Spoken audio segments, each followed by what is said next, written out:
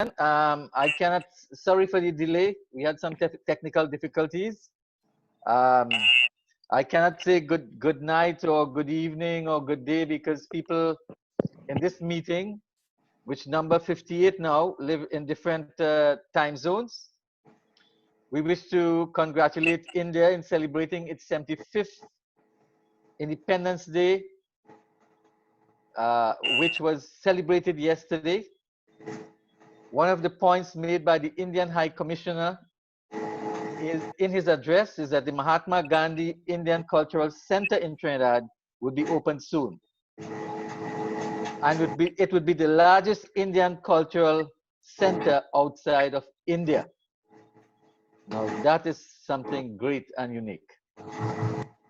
This weekend, there will be a World Indian Diaspora Conference via Zoom. It is open to the public and registration is free. The academic conference is being partly, or I should say mainly, organized by the NCIC Diwali Nagar. So you can go to the NCIC Facebook page to get more information. This, ladies and gentlemen, is our weekly forum being hosted by ICDN, Indo-Caribbean Diaspora News, a free online newspaper dedicated to highlighting and discussing issues, events, and people in the Indian diaspora in the Caribbean, because they and their views are often marginalized in the mainstream media and informal discourses. This public meeting will take the form of a panel discussion. Each speaker will talk for 7 minutes, SEVEN, and after all of them have spoken, the floor will be open for brief questions, comments, and contributions. The meeting would end at 9 o'clock or soon after, which means that we are going to be here for an hour and a half approximately. Please mute your microphone unless you have to speak. The microphone icon is at the bottom left corner of the screen. That's your computer screen. Because the background noise can be very annoying, irritating, and distracting. I see there, Selwyn, some Selwyn has his mic on. So you need to mute that. I will try to see if I can do it from my end, or the IT guy who is co-host tonight can do it, Selwyn. Our topic today is why did the PNM win and the UNC lose the general election in Trinidad and Tobago? This conclusion is based on preliminary results based on EBC, which still has to declare an official winner. Recounts are still taking place, I think. I stand to be corrected. And the second part of the topic tonight is what is expected in the next 5 years under PNM government headed by Dr. Keith Rowley, politically, economically, and socially.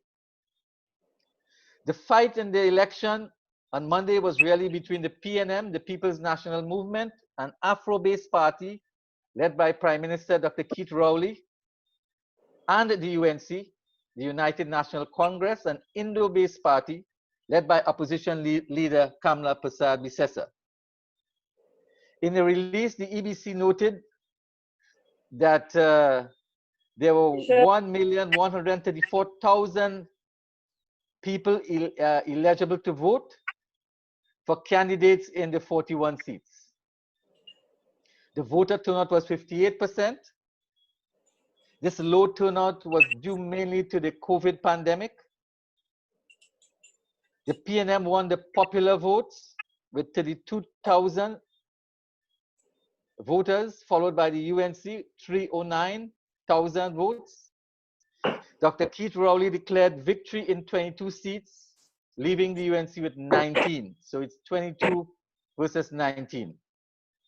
Recounts are underway. Again, I stand to be corrected for St. Joseph and Tunapuna and La Joqueta Talparo and Toco Sani Grande and San Fernando West. Now, the UNC candidates for these seats were Aloy Hunt, David Naked, Julian John, Nabila Green, and Sean Sobers. Note that none of these UNC candidates are Indians. The defeated PDP, People's Democratic Patriotics, in Tobago, led by Watson Duke, did not pursue its initial request for a recount. So this is the status of the results and the politics as I have it. We are going to start with our first speaker. Unfortunately, DEVANT Maharaj cannot be with us tonight. That is regretful. He had an emergency. He didn't give details. He just called me about an hour ago. I hope all is well with him and whoever seems to be in some kind of difficulty. In his place, I have Mr. VASHISH Maharaj, an attorney at law of VASHISH Maharaj and Associates. He is a former elections officer of the UNC and a life member of the UNC. So VASHISH, you are going to speak now for 7 minutes. You have to unmute your microphone and speak. Bottom left corner, VASHISH. Right. Right. So we are hearing you. Go ahead. Greetings to all. And my view is there are two principal reasons why the UNC failed to win the last general elections. Can you speak a little louder, please? A little louder. Sure. There are three principal reasons why the United National Congress lost the general election. The first, because of the systemic inequality in the electoral system. Case in point, your volume has gone down. Speak louder in the microphone because you don't have a headset. So there's a speaker somewhere. Yes. So as I said, there are systemic problems with the electoral system. The principal one being that under the Constitution, Tobago is guaranteed 2 seats. Because of that guarantee and the size of the electorate in Tobago, a seat in Tobago carries 21,600 votes, while you have seats in Trinidad like Komoto Manzanilla that has over 30,000 votes. And it goes throughout the entire electoral system. The second problem is the United National Congress has failed to address the distributions of seats, polling divisions, as took place in the EBC report of the 14th of March 2019. You would know that in 2004, the recommendation of the average constituency in the electorate was just under 25,000. This has gone up. In this present report, where they allow an average of 27,000 votes, and what has happened is the seats that carry the minimum number, there's an upper limit of 30,000 and a lower limit of 24,000. The seats that carry the lower limit are Port of Spain South, which in last year had 24,896. But if you look at the report of the EBC on the preliminary votes, you will note that Port of Spain South on election day had 24,754, which is actually 175 votes less than the permissible lower limit to constitute a constituency in the elections. While we had the majority of, or a large number of the UNC seats, like Komoto Manzanilla having 30,189, Couva South 30,074. So there is this built-in discriminatory framework within the electoral system that allows the EBC to distribute the votes in a manner that is favorable to the PNM. So that's the systemic problems. Second problem is the election day machinery of the United National Congress failed them and failed them badly. I live and I vote in the electoral district of Tunapuna. And quite frankly, there was no election day machinery in place that could have resulted in the votes being brought out to agree. in 2020, when I single-handedly won La Hoquita Talparo, it was a completely different setup we had employed in order to achieve that end. So those, in my view, are the three reasons why the United National Congress has failed to have a voter turnout of sufficient levels. I mean, we know the maths. For the United National Congress to win, you need a voter turnout of above 65%. Anytime our distribution of votes, voter turnout is in the low 60s or high 50s, the People's National Movement is going to be successful at the polls. So those are my preliminary views on why the United National Congress failed. They failed to address the systemic problems in the system, and they failed to produce an effective election day machinery. Thank you. Thank you very much, Vashish, for agreeing to come on the meeting at last minute. So I'm getting a feedback here. So there is, we're getting a feedback from a Primati Hanumansingh. If you can mute your microphone, we are hearing all your business in the background. Right, so we move on to our second speaker, who is Mr. GIDEON HANOOMANSINGH, a veteran electronic journalist and former CNN World Report contributor. He served as a news anchor in TTT and produced several award-winning documentaries. He was an elected member of parliament in 1994. Over to you, Mr. Hanumansingh. Speak for 7 minutes, please.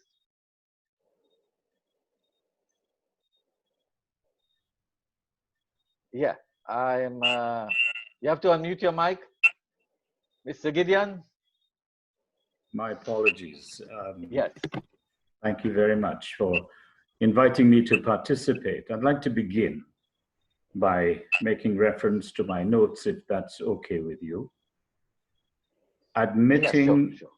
Admitting, Kumar, like hundreds of thousands, how disappointed I am in the results as a supporter of the United National Congress, for which I may be condemned, but the Constitution gives me the right of choice, and those who sentence me must respect that choice. Disappointed because it was the second time in a row that my family and I placed our trust in the UNC, and the result was the same. Disappointed that my two daughters were voting for the first time, and although the candidate was successful, the ultimate objective was not achieved. They had great expectations that the UNC will rescue the nation. While I shudder to think what the future holds for them, I am not sure how convincing I can be in their voting preference moving forward. What my generation accepted as a pattern and as a norm, in my case, justification, the young people of today are more informed about the future they want and choices to achieve it. So why did the PNM win? It mounted, in my opinion, a more structured campaign. Its advertising propaganda was far superior to its opponents. Keith Rowley outplayed the UNC in its media space, just like the partnership did in 2015 by snatching every available space on television. When Keith Rowley embraced Brian Manning, he demonstrated a willingness to mend whatever little fences existed with that well-known and respected PNM family. Brian's candidacy represented PNM youth and filtered positively into San Fernando West, and by extension resonated in the rest of the marginal seats. Through Brian, Pete Rowley gave life to Patrick Manning, a powerful candidate in one constituency, I've always said, will always influence voters in another. And so I believe that that worked in favor of the PNM. Added to this, Penny Beckles was another powerful candidate. The PNM embraced, the UNC dissed an excellent candidate in Fazal Karim, and this may have impacted negatively the Muslim UNC votes. Apart from academia and stability, Bo Tiwari has credibility. It would seem that he was too powerful for the likes of his political leader. As principal of UWI, St. Augustine, Dr. Tiwari would have presided over the graduation of many in the East-West corridor. His removal in favor of a weaker candidate sent the wrong signal to people in marginal constituencies. Incumbency, as we all know, has the upper hand.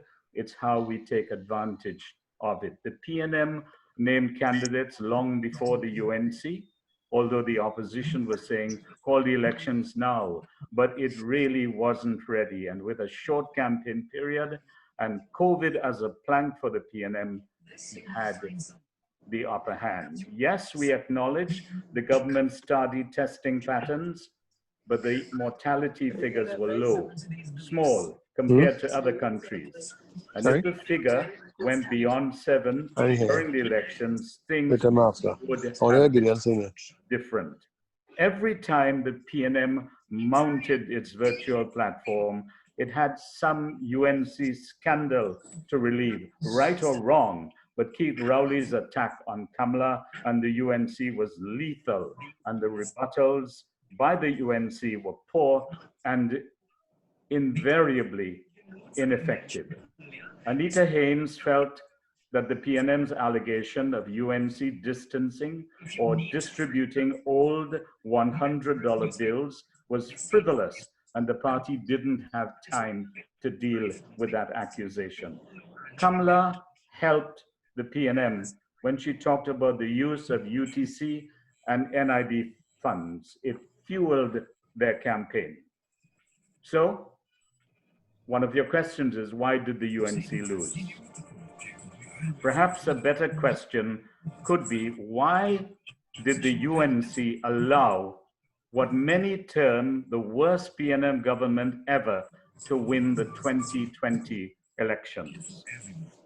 Mrs. Prasad Bisessa's adamant refusal to allow the Prime Minister time in the Parliament to speak to the COVID issue was a big mistake.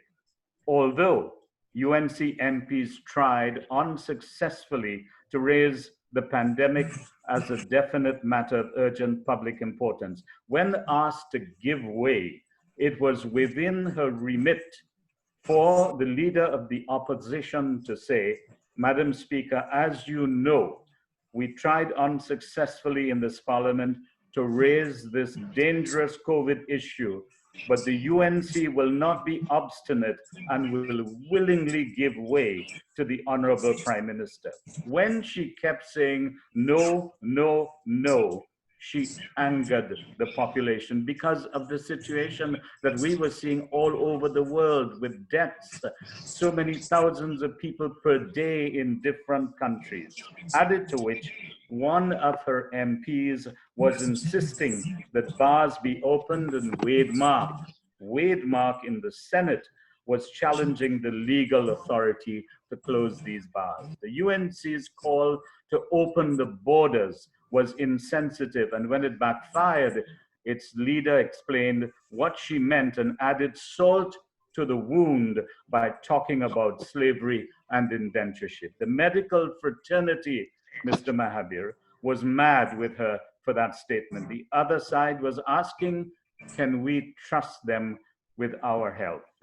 Keith Rowley's many narratives like old man George Bush, gave the impression that he wasn't sure of victory, yet the UNC didn't take advantage of that negative stance. The UNC gave hope, quite naturally, in its manifesto, but the wish list seemed unachievable in light of COVID and its lingering impact on economic growth. How can you convince the population that you are building an aircraft maintenance hub for economic generation when the airline companies around the world are closing down? How will you stimulate jobs in an environment of a downward economic spiral? Experts are saying that there is no light at the end of the tunnel where COVID is concerned. The UNC's use of Afro-Trinidadian youths attacking an Afro-Trinidadian leader was like putting guns in the hands of youths to disrobe the democracy as happened in 1990.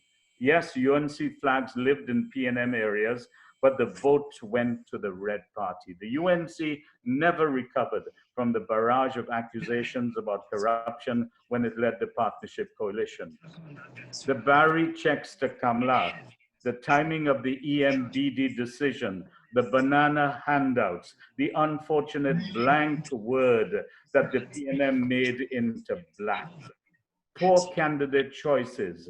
Constituency executives did not choose candidates. Kamla Prasad Bisesa selected loyalists. So what do you want?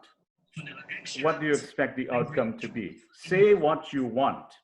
Ramona Ramdial had a presence among the distressed in her constituency. She was vocal on Tobago issues. She responded to the grief of the fisher folk in her constituency. She could have been retained somewhere.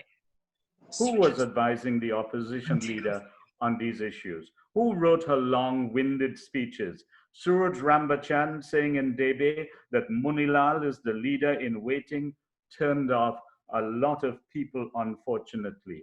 The whole Bill Clinton facade, admitting that she made mistakes on the verge of the elections, was seriously ill-timed. People were asking, so if she gets another chance, maybe it will be the same mistakes. Where was Kamla during the riots in Port of Spain? While the PNM focused on party, the UNC had a presidential style campaign pitching Kamla against Rowley. Look at all the UNC candidate banners.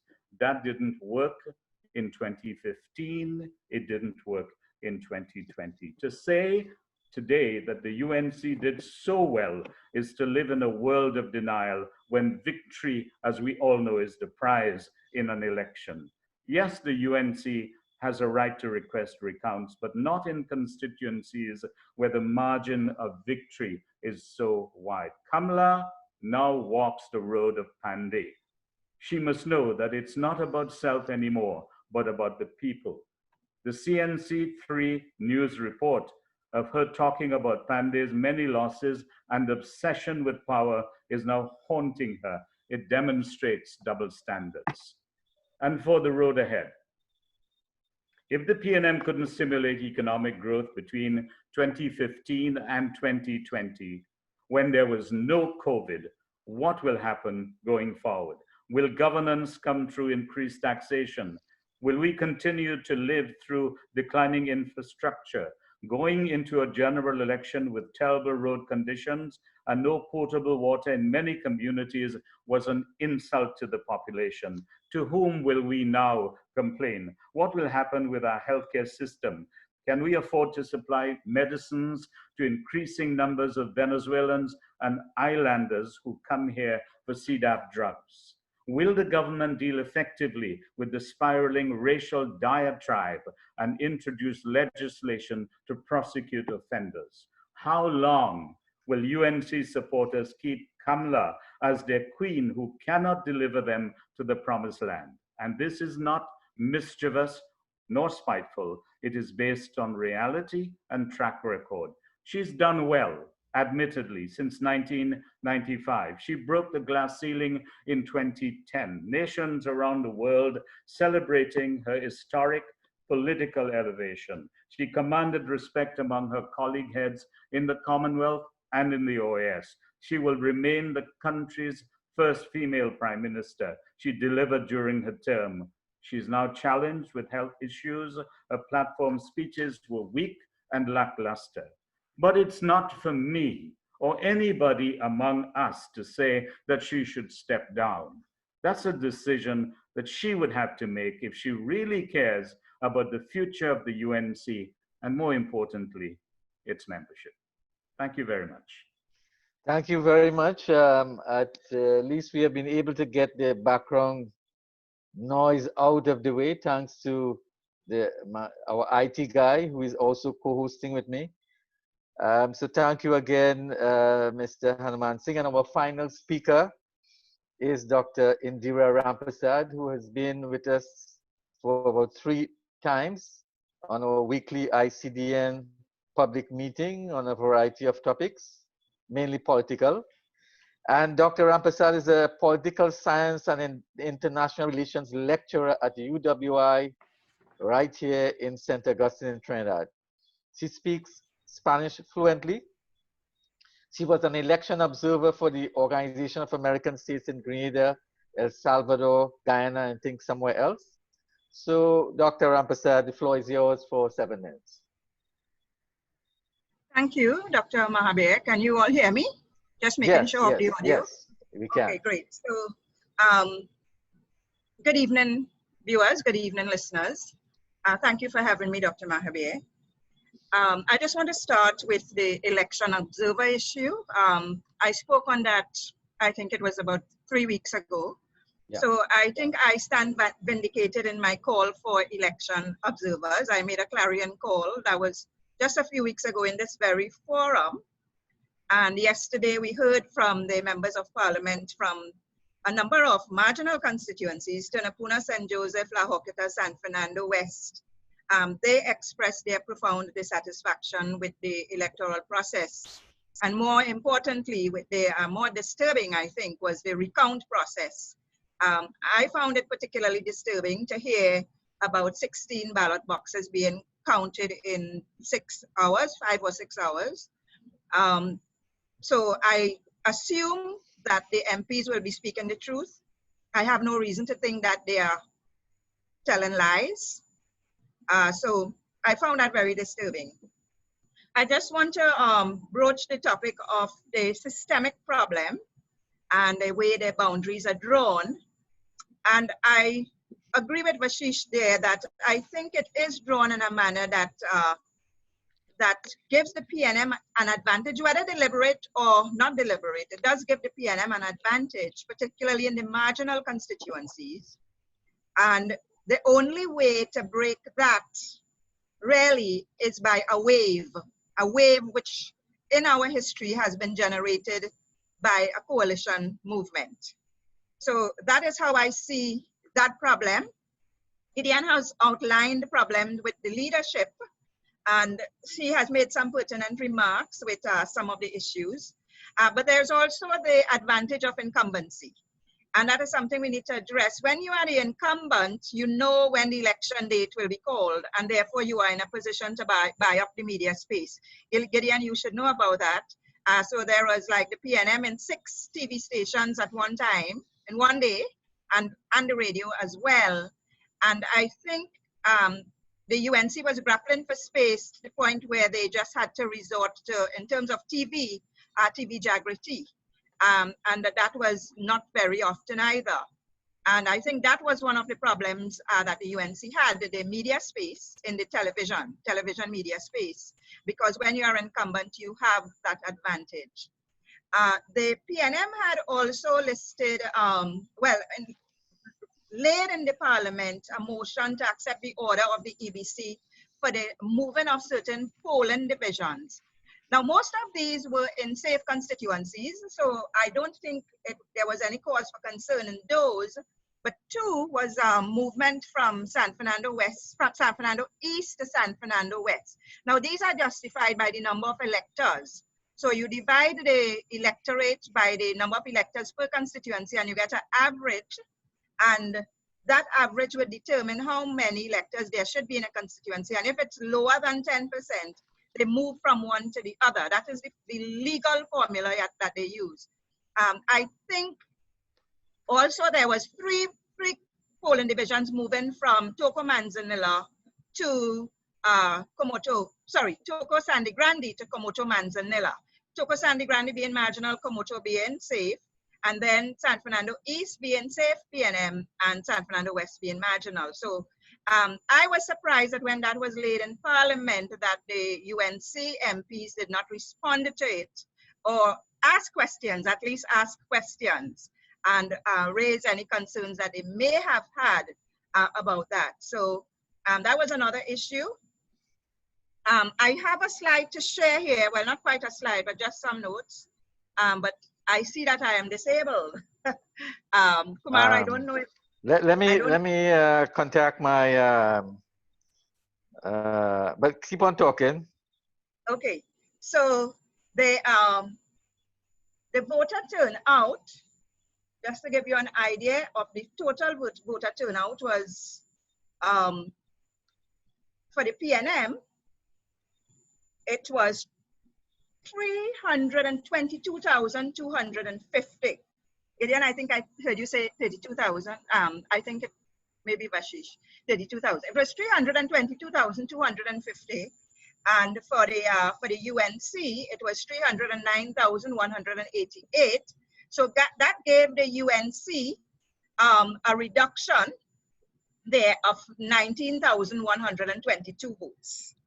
And that 19,122 votes cost the UNC the election. And right. that would have... You can show your slide now. Sorry, you can show your slide now. There's a share screen option below. I think my IT guy has in it. It's still saying host disabled. Okay, okay. I'll contact him. Go ahead. Right. So I only focus on the marginals in my analysis because I think it is more critical than the safe seats. Gideon, you mentioned the ripple effect of the candidates. I am not so certain. I live in a marginal and I'm not so certain it has that ripple effect. Yes, there may have been some disaffection in the safe seats about those, and there was a lower voter turnout for both the PNM and the UNC in the safe seats. Mr. Imbert actually said there was a 15% reduction for the PNM, but there was a smaller reduction for the UNC, and that was something I found very interesting. So in Sawa Barataria, there was a reduction of 942 for the PNM, but 422 for the UNC. La Hokata, 715 for the PNM, an increase for the UNC of 184. Maruga, right, Indira, I think you can try the share screen now. My IT guy told me he enabled you. So let's try that. Right. Let's see. Can you all see that? No, we're not seeing anything. Yeah, okay, it's coming on now. Yep. Okay, so let me see if I can center it right. Yeah. Right, so you will see the numbers I'm talking about here. The red one, in difference there, the PNM would have lost La Hokata by, they won La Hokata, but they would have lost 715 votes, while the UNC gained 184. In Maruga Tabland, the PNM lost 1,346 votes and the UNC gained 9 on that. For the ones that are highlighted in yellow are the two marginals won by the UNC. They retained Sawa Barataria and they gained Maruga Tabland. San Fernando West, the PNM lost 1,655 and the UNC also lost 151 votes. In St. Joseph, PNM lost 1,182 and the UNC lost 360. I'm talking about from 2015, okay? In Toko Sandy Grande, the PNM lost 1,307, the UNC lost 788. And in Tunapuna, the PNM lost 1,768, UNC lost 79. So from 2015, that is, okay? So we are seeing now a greater loss by the PNM and a smaller loss by the UNC in the marginal constituencies, with it gaining in La Hokata Talparo, Maruga Tabland, and in Sawa Barataria. Tobago was different. The UNC, keep in mind, the UNC got 22 out of 39 seats, right? It wasn't 22 out of 41. I'm sorry, 19 out of 39. The PNM got 22 out of 41 because the PNM contested 2 in Tobago that the UNC did not contest. So we are seeing here differential for Tobago East. Watson Duke lost it by 1,261, and all the other parties in 2015 had lost that by 4,459, Tobago East. So we see the enormous gains made by Watson Duke in Tobago East. Tobago West, there were also gains, 4,774, but not as big a gain because the others got, the PNM actually got in 2015 10,609 votes there to 2,787. So, but it's still, there was still a decline for the PNM by 7,822 votes. So I just want to talk a little bit about the coalition effect. So there has been that discourse in the national arena about whether the UNC would have won if it had gone with a coalition. And I know many people are concerned about this, that Kamala Prasad-Bisesa had said she would go it alone. I did mention that the 2 times that the opposition UNC or UNC alliance won, it was a coalition that won. 1995 and 2010, sorry, 1986 and 2010. 1995 was 17-17-2. The UNC didn't win outright. The DAC came in with 2 seats there and assisted.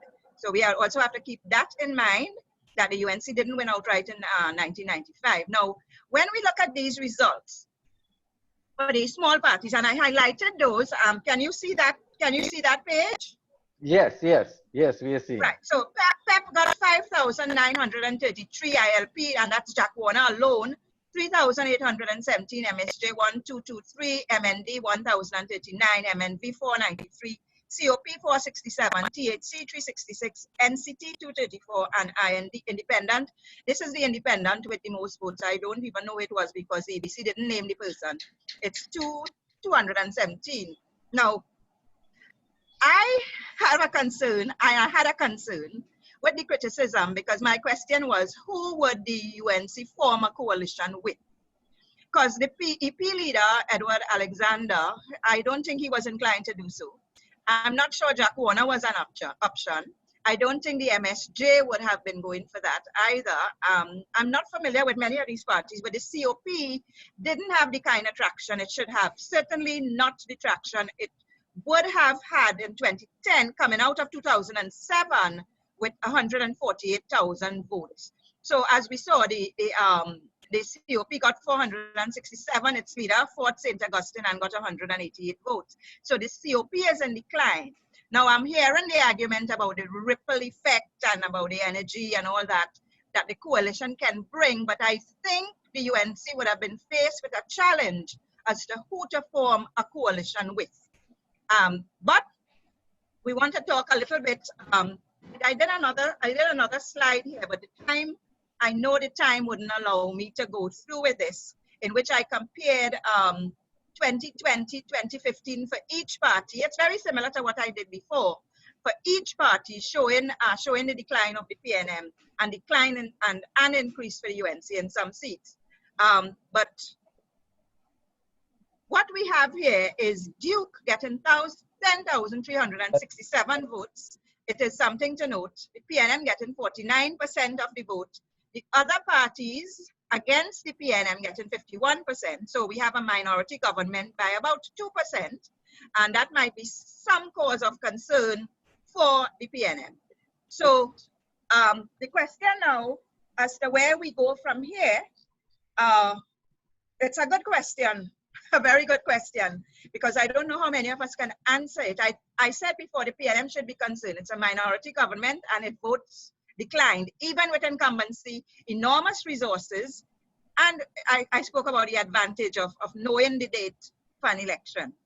So in recent times, the incumbent has been serving 2 terms. The PNM incumbent has been serving 2 terms before getting ousted.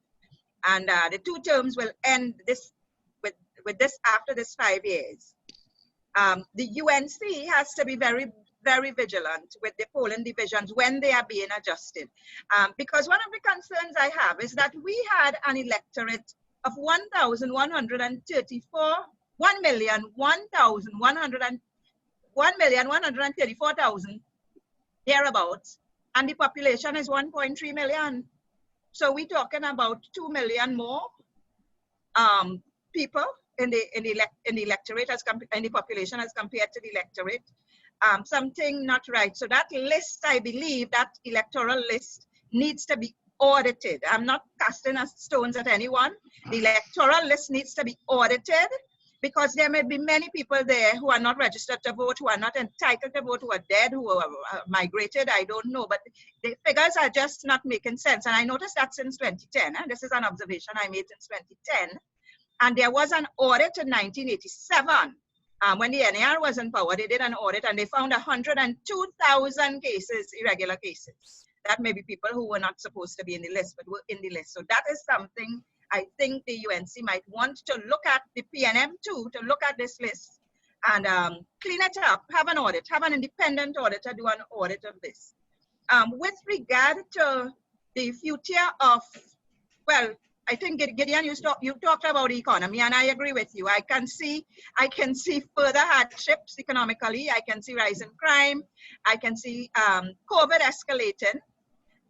Because there was a lot of PR before the election, and now it's very difficult to continue that PR because of the community spread, and the real cases are now being felt throughout the society. So I think it's very difficult to keep that secret anymore. The UNC membership will have an election next year. I agree with the others that that is a decision for the opposition leader. The UNC membership has the vote. Even Mr. Pandey recognized that. I was surprised at his response, but he did say that UNC, Kamla is UNC business. And one fundamental question I want to ask is, if not Kamla Prasad Bisesa, then who, Gideon? I don't know if you would want to suggest any responses. Not now, because we will have the time for question and answer after the rapporteur speak. So if not Kamla Prasad Bisesa, because there will be an internal, the members decide, okay, and I want to just take note, there is a gender divide in the views. There's a totally gender divide, because a lot of men in the UNC agree that she should go, and there are a lot of women who are saying no, and there are men in the UNC who also think she should stay. So, so that is one question we will want to ask. If not Kamla Prasad Bisesa for the UNC, then who? Okay, so Kumar, I think I may have taken up more than. Thank you. Yeah, thank you very much. Thank you for the opportunity. Yeah. So you can take your screen down. Okay. Thank you very much, Dr. Rampersad. I mean, I always like when conclusions are based on data and statistics than rather observations and impressions and so on, but both of them have the value. So the floor is now open for questions, comments, and contributions. They must be short, no more than 2 or 3 minutes. You'll get a second opportunity to respond if there are no new questions, no new persons asking questions, comments, and contributions. You can also participate by writing in the chat box. You see there's a chat underneath at the bottom of your screen, which will be seen by everybody. Now, this is the first time really that we are not having a discussant. So the floor is open. We'll have much discussion and participation. Just be respectable and respectful. Some background noise from some dog barking and so on. So my IT guy, I think I would have to alert him to that. Somebody has the microphone on. That would be Kasraj, not you, certainly. Right. And this is the first time we are not having a discussant, and this is the first time we have the largest number of participants since we have been running this meeting about 3 months ago. We have 90, and our ceiling is 100. You know, we have to pay for this Zoom service, and our package limits us to 100. So that's very good. So we would like to identify everybody by name. for recording purposes and for a demographic survey which we are doing to see who are the participants. If your name does not appear on your profile on your screen, please click the 3 dots in the blue box on the top right of your picture. Right, you see where your picture appears, and you can type your name. So at least we will have your name. And so this meeting is being recorded and will be uploaded later on YouTube after it has been edited for posterity. This meeting is also being streamed live by Bhakti TV, a new Hindu TV station based right here in Aranguez in Trinidad. Only those who are speaking should unmute their microphone. So yes, go ahead. You don't have to catch my attention. Just unmute your mic and speak. Good night, yes, Kumar. Roger. I recognize you. Yeah, Roger. I would like to make a comment, please, as to the UTC and HTC funds.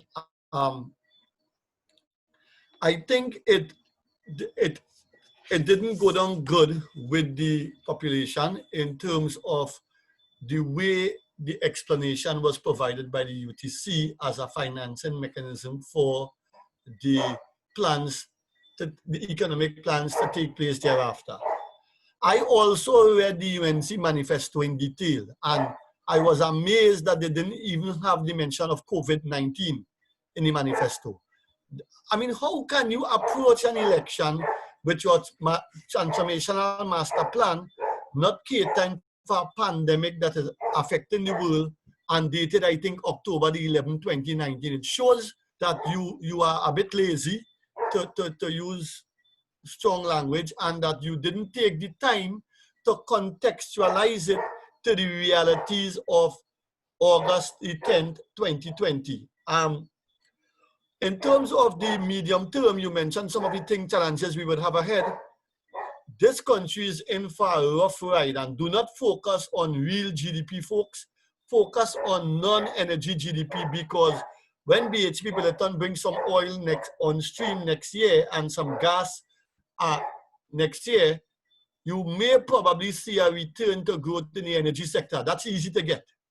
What we need to focus on as the engine for transformation is the non-energy export sector growth.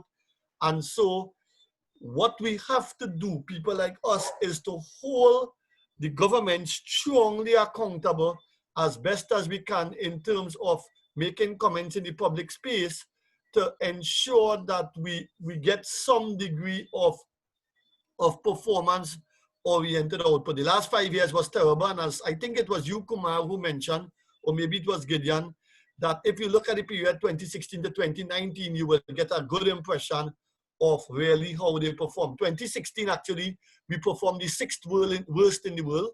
2017, the 12th worst in the world. 2018, the 16th worst in the world. And 2019, we were between 18th and 19th worst in the world. So terrible performance. And if you can beat a performance like that, where you think, coming in the top 20 worst in the world is something to celebrate, then I don't know. But I quite liked Indira's summation, and I think there are some good content in her presentation in terms of the numbers.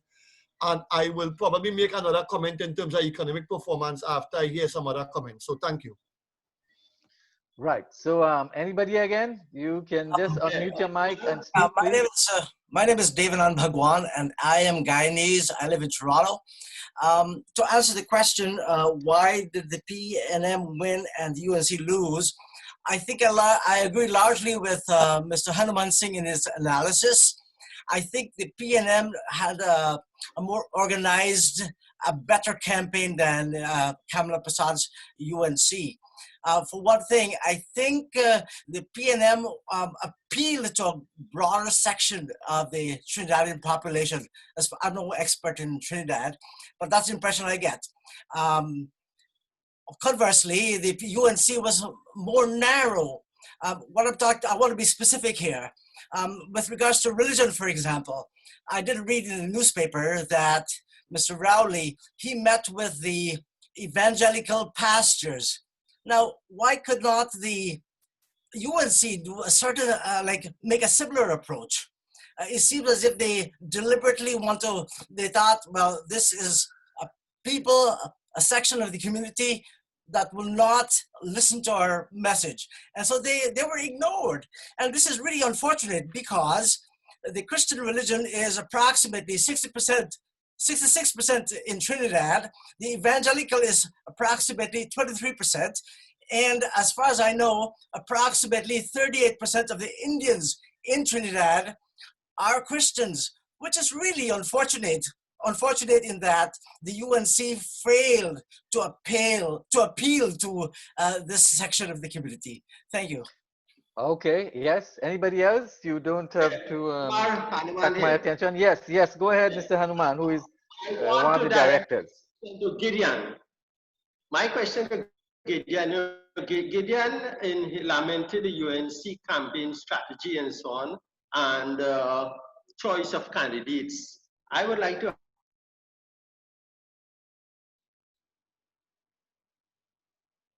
approach in this 220 general election, and not only this election, but previous elections started from 1961. Because I noticed, I mean, Gideon has his view where you come down hard on Kamla, but forces that are arrayed against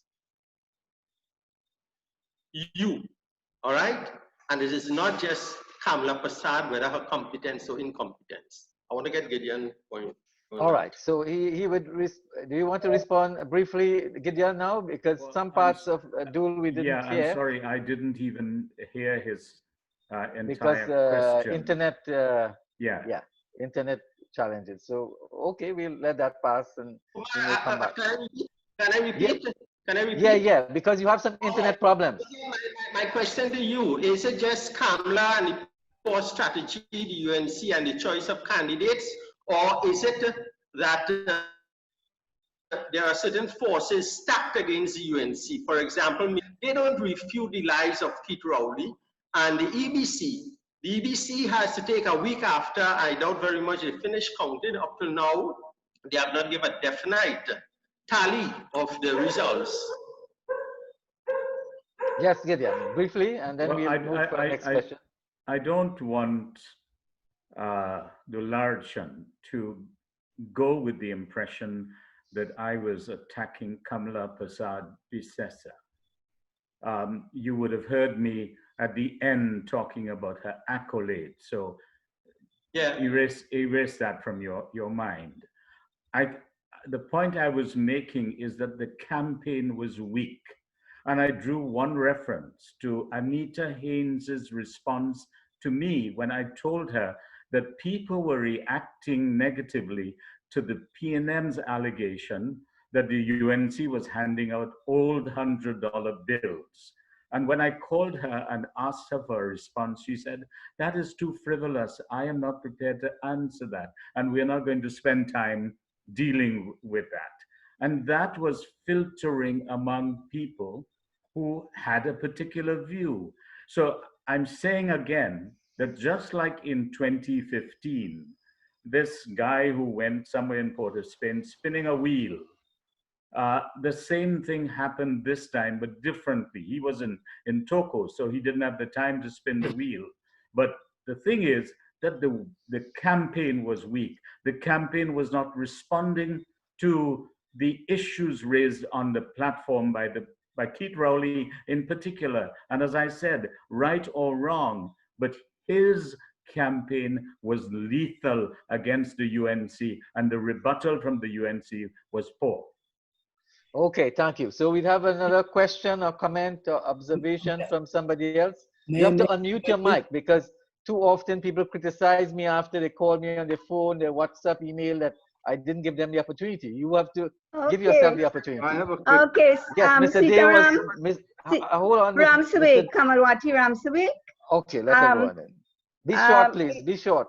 Yeah, I will be short. Just one question. Indira, I like your empirical presentation. We also know that voting is done racially. The Indian population is smaller, right? But I don't want to talk about that. What advice will you give for constructing an EDC that does not come from the sitting government, which is one party, right?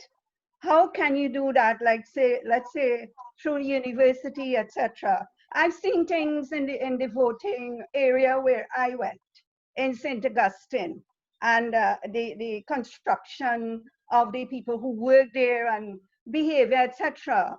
How can it be not partisan then, not belonging to a government which is either PNM or UNC that is in government at the time, and they have the authority to set up the EDC with whoever they want to put, etc. What advice will you give on that? Right. So Indira, briefly, do you want to respond to her? Briefly, okay, and then I want to make two comments. I want to respond to Gideon on that issue of the $100 bill. Gideon, I can quote because I distinctly heard it. While Anita may have told you that, Kamla Prasad Bisesa had come on television and say, you ever hear anything more dotish? What they think, people stupid? I'm speaking just as she was on the platform, okay? This was what she said. What they think, people stupid? We go give people $100 bill, a whole $100 bill. She did respond very strongly to that allegation. I agree. She didn't respond strongly to everything. I agree to that. But we have to understand we are dealing with different personalities too, you know. One of the things we do in political science is we look at personality traits, and different people are different. Different people behave differently. Different people react differently. You can't expect Kamla Prasad Bisesa to behave the same way like Keith Rowley or like Patrick Manning. It's very difficult. I have my idiosyncrasies as you do. So I think, I don't know how well she could have responded to some of the allegations. Some of them were very, very strong and vitriolic. And then you must admit that some of the allegations were extremely strong. Maybe she could have improved in some of them, but when you are in the hot seat, it's sometimes very difficult. On the question of the EBC, it is supposed to be an independent body. And my understanding of independent bodies, because I had sat in the Equal Opportunity Commission for a while. I was there for 6 years in the Equal Opportunity Commission. It's the Prime Minister, the President appoints. The President appoints these independent commissions on the advice of the Prime Minister, who is supposed to consult with the opposition leader. So there is supposed to be some level of consensus. Now, sometimes the opposition leader may not agree, and they may still go ahead. But I know there have been cases where the opposition leader didn't agree, and this was the UNC opposition leader not agreeing, and they didn't go ahead with it. So there have been that situation. So it's not like the university can do anything about this, unfortunately.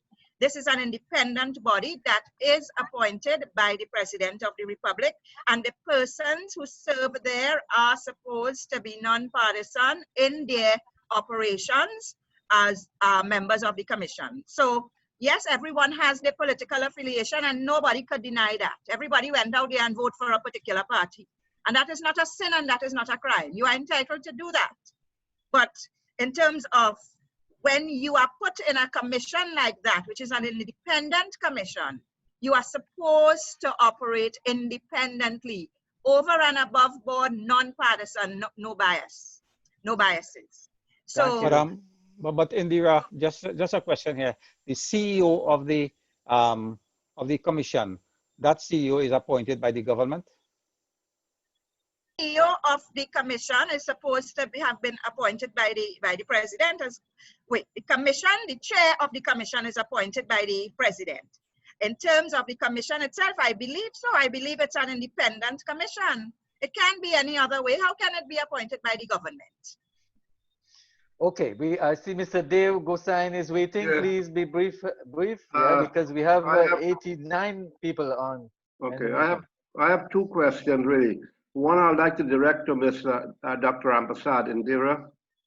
What do you, voter apathy, what part did that play and the coattail effect when we alienate some of the pillars of the party and pillars who have built the party, and we go publicly and rebuke them and alienate them, there will be a direct voter apathy. And I spoke to quite a number of people who said, I refuse to vote because I'm seeing a lot of young kids, and that comment was made by a number of people. And I asked the question, you have a house, a job, a family, maybe a business. Are you going to leave the business in care of some of these young people, or is everything going back to the leadership? And I'll wait for that answer, but I'll have another question, and it pertains to Dr. Raja Hussein's comment. What we saw here was an election devoid of facts. There were absolutely no facts, but we are voting race, sentiment, allegiances. There was the conversation we have had from the manifesto and otherwise only spoke to expensive, expensive, expensive. No one to date from neither party have presented an income side equation. How do we generate cash to pay for the good society that we hope to build one day? I'll rest here and I'll wait to hear Dr. Rampersad comment. Yeah, quickly. Indira, unmute your mic, right. Yeah, I did. The first question on the candidates, I think Gideon raised that there was some disaffection with that.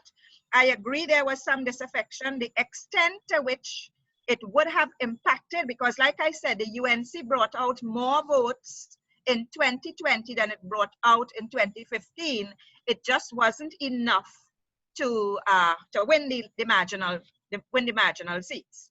Okay, so there would have been some disaffection. Now, during that period, 2015 to 2020, there were numerous calls. Because of 2010 to 2015, when they were in government, there were numerous calls for new faces, fresh faces, give us a whole new slate. There were many calls from some quarters. Some argue that she went a little too far in changing those faces. You know, some argue that it was a good thing, that maybe if she had put back some of those, maybe the results in the marginals might have been worse. These are some of the unknown factors. I really do not know to what extent that impacted. I know there was some disappointment when some candidates were not replaced. I myself was surprised when some wasn't returned, but some of them had come on board and they were working with the new candidates, Dr. Fuad Khan, Mr. Fazal Karim, Mr. Tim Gopi Singh, Kevin Ramnarayan was there with the party. So some of them were working. So I don't know if that was an effort to counteract that backlash and to what extent it did. You see, this is the kind of thing it's very difficult to know unless we do a specific poll amongst the votership and particularly the UNC votership to find out if that impacted on how they voted or the fact that they didn't vote. I was surprised at the low voter turnout. I have to say I was very, very surprised at the low voter turnout.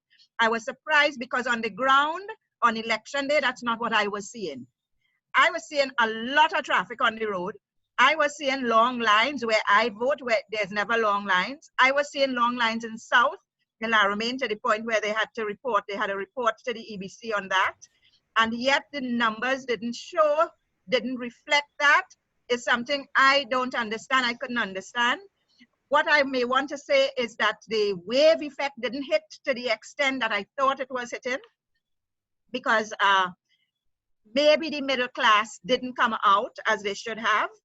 There were some fallouts from the safe seats. So when we're talking about disaffection in seats in Central where the candidates didn't get back their constituency to fight. In Princestown, I understand Mr. Barry Padarat, very popular there. I was born and bred there, so I can speak with some level of conviction. And he lost some 3,000 votes, and I cannot explain that. I cannot account for that. He's very popular. They that whole move to discredit him with the signature and all that form business, I don't think that impacted on the population in Princestown. I know them, and I would hardly impact. So there was a disaffection, there was a fallout, there was a backlash. Whether it had to do with the choice of candidates, whether it had to do with the leadership, whether it had to do with the ads, is something that some post-mortem we will have to do And we will have to actually have some polls. Maybe I can help Dr. Bisram with that in crafting some of these questions when he's doing an actor poll as to why we had such a low voter turnout all around, because the PNM lost, and in fact they lost more votes. I showed you the figures. The PNM lost more votes than the UNC did, but the UNC also lost votes, and I couldn't understand it given the economic conditions for the last 5 years. I just couldn't understand. Very good. Yeah. Roger, if Roger is here, would he want to respond to the question from Mr. Dev Gusain? Okay, maybe he just left temporarily. I okay. have a question. Yes, Rondell. Yeah. Balchan. Yes, I have two questions. I will make them very brief. So my first question, I would like to find out, I'm not sure how well an answer can be put to this because it might be difficult, but I know Mr. Gideon, he would have mentioned some of the flaws, some of the things in the UNC's campaign which would have caused them to lose. And I know as well, Indira would have mentioned it from a political scientist point of view in terms of the data, in terms of the marginals. Even before her, people would have been spoken, how the marginals would have been laid out, the polling stations, the fact that the UNC didn't contest a certain amount of seats in Tobago. But if we have to say, let's say the UNC ran a good campaign in terms of the PNM, the level of the campaign would have been the same. Do you think they would have won the elections? Like, which played a greater role in them losing, the flaws in their campaign or the other things that would have been mentioned?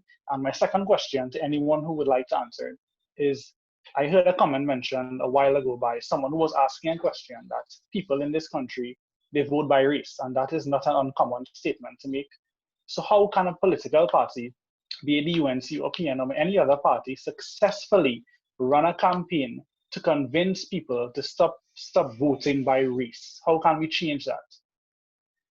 All right, so we would respond after. Let's take a next question or comment. Hello. Yes, who is it? Kashraj, yes, go ahead. Yes, thank you. I have two things here. I'm wondering what will be done with the evidence of, should I say, flaws that were uncovered during the recount.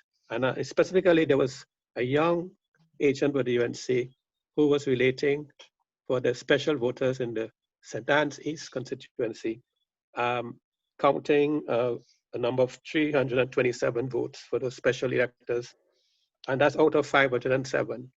So there was some unused envelopes. And for polling on the election night, that's 10th, the polling agent read out a figure of 499.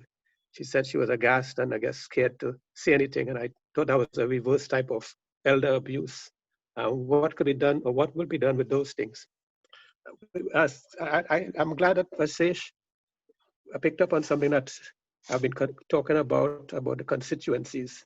And yes, Arima and Toko Sanigandi were above the limit of 30,556. And we had Port of Spain South again having 24,754 electors, sorry, the number I'm quoting is electors, out of lower limit of 25,000.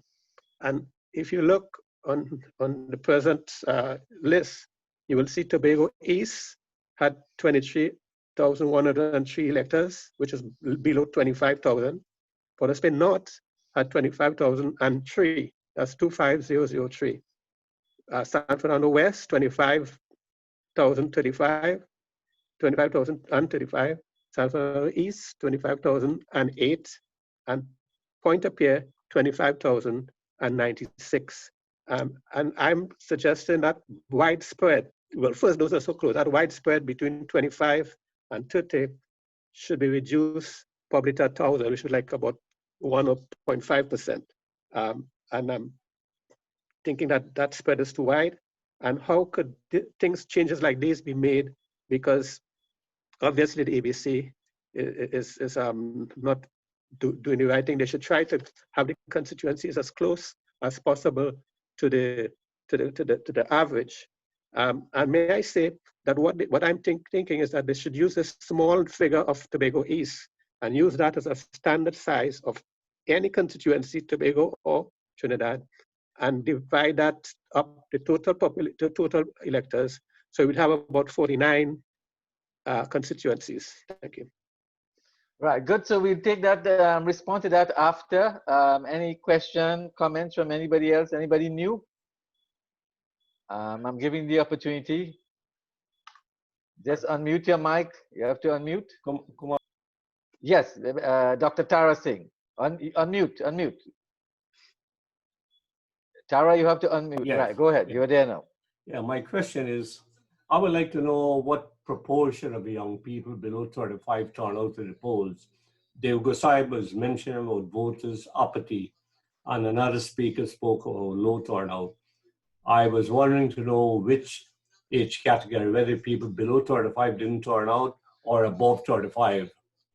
And that can help to explain a lot of attitude towards voting and the final results. So if somebody can. So I think Tara would be best because she has the same Tara.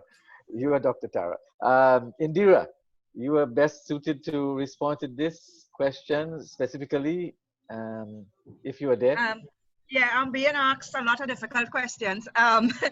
We don't know because we haven't done that survey amongst the public. We haven't done that survey, and I don't like to guess, and we have to have evidence. What I can say is, and I started off by saying I was disturbed by some of the irregularities. I consider myself a fair person, and I tried to look at both sides of the problem, and the UNC side, PNM side, and the solutions.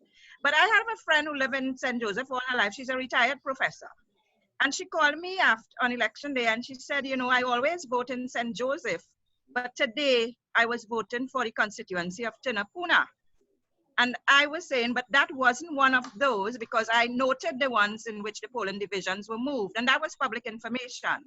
The ones in which it was laid in the parliament, the ones in which the polling divisions were moved. So I was surprised at that. And then I got another call about someone saying, I usually vote in Tinapuna, but now I had to vote in St. Augustine today. And I'm voting for Khadija instead of Naked. And I said, but how come? All my life I voted in Tinapuna, but I'm voting in St. Augustine. This is what the person was saying. Now I myself vote in Tinapuna. I did not have a problem. I got my poll card.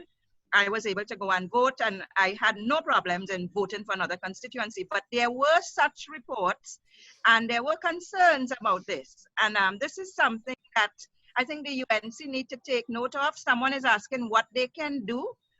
Well, you have to get the evidence. We have a battery of attorneys here. We have the UNC. UNC has a battery of attorneys, lots of attorneys, and they can raise these issues.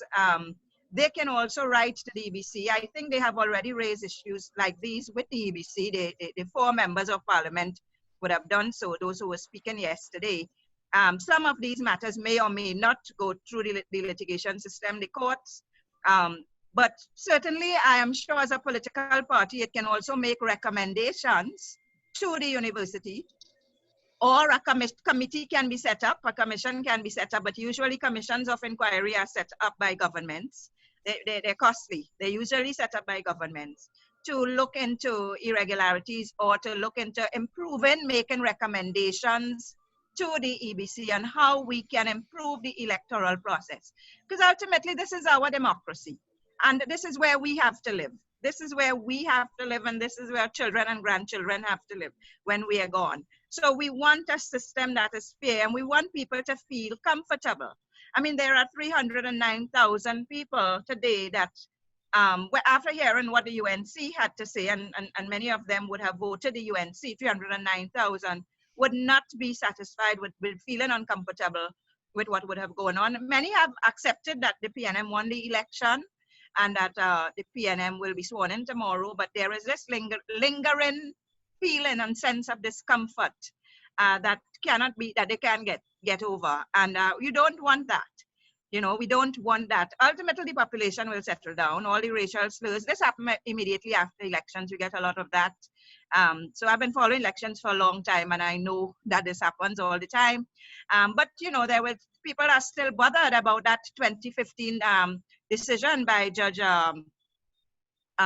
Mira Dean Amory that the EBC acted illegally, and people are very bothered about that. That was the judge's decision. So I think people will be looking to see what the UNC is going to do about some of these irregularities and if and how that is going to pan off. Thank you. Right. So if we have about 10 minutes again, so Gideon, I think you probably want to say something. A lot of questions were posed and you don't think you got the opportunity to respond. I have a follow-up before you answer. Can you allow me? Okay, yes. Go ahead, Dr. Tara. Okay. I've heard some of the speakers mention about the value of policies and programs. In the election, I mentioned about the manifesto, etc. What part does race play in this? Which is more important, policy or race? I draw a parallel with Guyana. In Guyana, the dominant thing seemed to be race. Policy is only important for the party, is a sectional thing. Policy will affect only to the specific party follows. So is that the situation in Trinidad and Tobago? Okay, Gideon. Yeah. Yes. I think I can answer that. Yes, race plays a more significant role than policy, and I draw reference to not 1986. I draw reference to 2010, 2015, and what looked to a lot of us to have been unprecedented delivery of the government of the day. Yet that government in 2010 to 2015 couldn't make it beyond that election. And you look around the country and you see evidence of the performance. Therefore, it tells you that in Trinidad, for some people, race is the factor, not policy. And it's disheartening to know that we have a country that is so beautiful, celebrated by people all over the world, another slice of paradise. And the decision of some people who are not particularly interested in infrastructural development and the like will vote against infrastructure. Now, that couldn't make sense. And to answer the question about young people, I start in my own home. I have two young daughters. One is 20, the other is 23. And the discussions that we have about the future and their future, they're not talking about my future. My future is in the past. They're talking about their future and what they want. And if it is their experience to go with great expectation and excitement to vote for a political party that could not produce the results that they had expected, then they've got to look elsewhere. They've got to make their own different choices. And if you talk to young people across the country, these are some of the responses that you will get because they have a way of communicating via the social media platforms. So they are very versed in what they want. They know what they want. They look at what's happening in other countries with young people like themselves. So they will make the difference in the future. Right. So we have about 5 minutes again, and we would just take two comments or questions, and then we'll close. Anybody? Dave, is there anybody before Dave? We'd give that person the preference. I was trying to get in. Oh, Ramesh. Yes. Okay. Yes, Dr. Mahabir. Yeah. We're hearing a lot that the UNC had a battery of lawyers and they have several lawyers and so on, right? And we're hearing like what Gideon Hanoomansingh said that the campaign didn't really meet the expectations, right? PNM had a stronger campaign and they unleash whatever on the UNC. What I'm wondering is, do we have like somebody or a team of people looking at this from a strategic point, right? To plan ahead and respond immediately, almost daily, to what is being said on the other side. Not necessarily lawyers, but somebody good at strategy or a body of persons good at strategy. Okay. Yes. So one question or comment from somebody new. If not, we would hand it over to Dave Gosain. Well, anybody wants the opportunity? Yeah. Bindra, yes? Yeah. I am hearing a lot about the problems. I'm hearing a lot about the issues that affect the party. What I'm worried about is, where is the political leader at this time? How would the party perform with somebody that is missing in the forefront right now? I looked at the conference, the press conference yesterday, headed by a set of young people, and I dare say it was disgusting. If we are to depend on those children, and I put that in inverted commas, those children, without guidance, without leadership, and this is where we need a political leader. That political leader should have been at the forefront at this time, responding with those kids, those children, responding as well as teaching and guiding on the matters that are at hand, whether it was the EBC, whether it was the polling divisions, wherever. Anita Haynes used and said that while the results were called at 10:30, she was awaiting one polling division that still wasn't counted, even though she won. And I was bringing in the results for a radio station, 101, and while the results were called at 10:30, LP Jack Warner did not bring in 14 polling divisions. Now, these are the issues we have to deal with. I am saying we need to have someone at the forefront, someone who is at the head, and where is this person? That is my issue. Thank you. Okay, yeah, thank you. So we'd want to, Dole, if Dole is there, our director, if he wants to make any final comment before we close. Yeah, yes, you have to unmute your mic. Dole, unmute your mic. Yeah, go ahead. If next week Dr. Gupta is here and there is a day-long conference, all right, and if we should have this regular session, or should we put off next week? Well, let's discuss this with the team, and we will, because we are going in the night. That's after the conference. All right. Okay. No problem. Yeah. So there is no conflict at all. So as you mentioned that, I want to close by saying that there is, again, I want to repeat the Indian Diaspora Conference, the World Indian Diaspora Conference next weekend. It's organized mainly by NCIC. Go to the Facebook page, the website, and you'll get the details. It's free and open to the public. So unless Indira or Gideon has a point that you can make in half a minute, I'm going to close. Indira, go ahead. Yes. Half a minute. I would say very quickly too that the campaign manager has a big role to play. People were talking about strategist.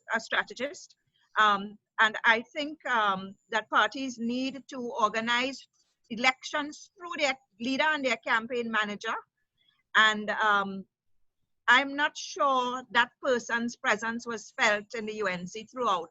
We all know that Rohan Sinanan was a campaign manager of the PNM, but I'm not sure people know exactly who was a campaign manager for the UNC and what was his role, and if he was playing the role of the strategist that he was supposed to be playing, or with the team that he was supposed to be working with. So, you know, the postmortem has to be done by the UNC. You know, I'm not sure one was done in 2015. I did write something in the newspaper when I had a column in 2015, but a postmortem and analysis has to be done and recommendations made for them to go forward. Thank you. Right. Kumar, Okay, just a second. If you could just give me 1 second to talk about the conference on Saturday. Yes, 1 second. Be brief, please. Yeah, the NCIC and in collaboration with the University of the West Indies will host a conference, a World Indian Diaspora Conference, Saturday and Sunday. We begin at 9 on Saturday and 8 on Sunday, and we go all day until about 7 p.m. And I want to ask you if you would like to get the link, the Zoom link for the conference, please send me your email. Send me your email at pgoopta@hotmail.com. That's pgoopta@hotmail.com. I will send you the link for the Zoom conference. It's entirely on Zoom. Everything is being done on Zoom. There are over 75 presentations in 14 panels over the 2 days. So please feel free to join us. Welcome.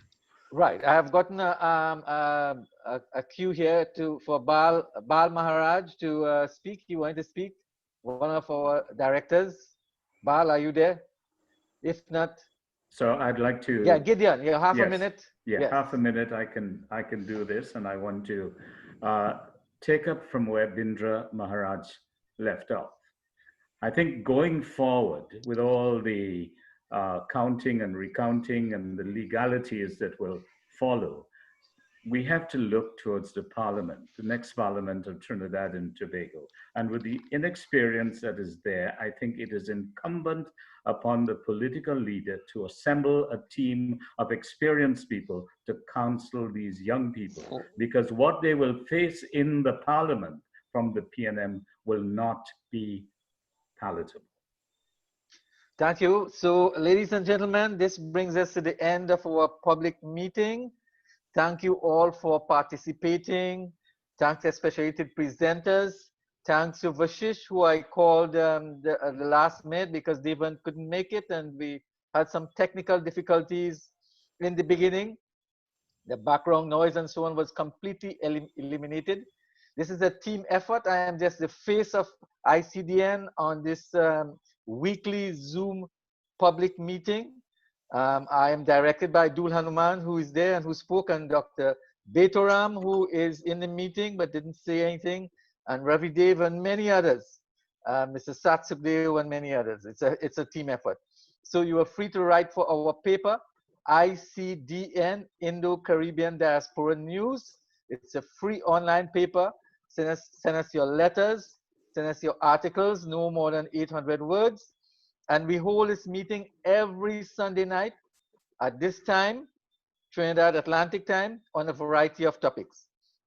If you don't hear from us, because we may have overlooked sending you an email or a notice, you can email or WhatsApp us. The number and the email is at the bottom of the invitation.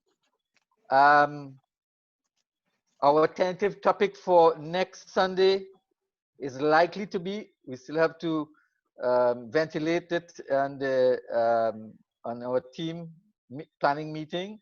It would be the emerging oil and gas industry in Guyana and Suriname, and what are the prospects and linkages for Trinidadians and diasporians. So a very interesting topic in which all of us should get together. It's a great opportunity for us, learning opportunity, and also opportunity for you to get jobs and contracts and so on. This brings us to the end, ladies and gentlemen. Be safe, enjoy the rest of the day or night, depending on where you are located. There are a lot of people here from other parts of the world, not only Trinidadians, but they were silent. I can detect the names. Take care. Goodbye, and I'm very delighted about this meeting with the large turnout, the level of discussion, and so on, and people have respect for each other's views and all of that. So thank you very much.